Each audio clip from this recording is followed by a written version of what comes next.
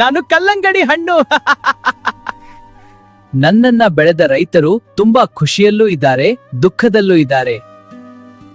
ಒಂದು ಸಮಯದಲ್ಲಿ ನನ್ನ ಬೆಲೆ ತುಂಬಾ ಏರಿಕೆಯಲ್ಲಿತ್ತು.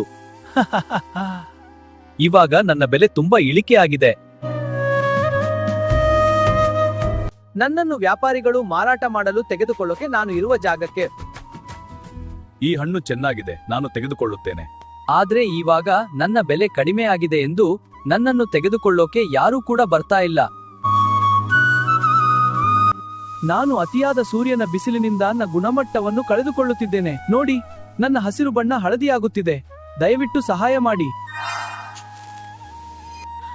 ನಾನು ರೈತರಿಗೆ ತುಂಬಾ ಕಷ್ಟ ಹಾಗೂ ನಷ್ಟವನ್ನು ಉಂಟು ಮಾಡುತ್ತಿದ್ದೇನೆ.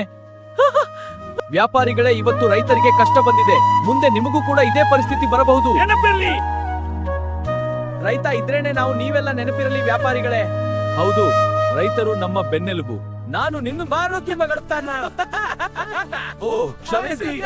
ಜನರು ಚಿನ್ನವನ್ನು ಹುಡುಕುತ್ತಾರೆ, ನಾವು ಮಣ್ಣಿನಲ್ಲಿ ಚಿನ್ನದಂತ ಬೆಳೆ ಬೆಳೆಯುತ್ತೇವೆ. ಹೆಮ್ಮೆಯಿಂದ ಹೇಳುತ್ತೇನೆ, ನಾನೊಬ್ಬ ರೈತನ ಮಗ.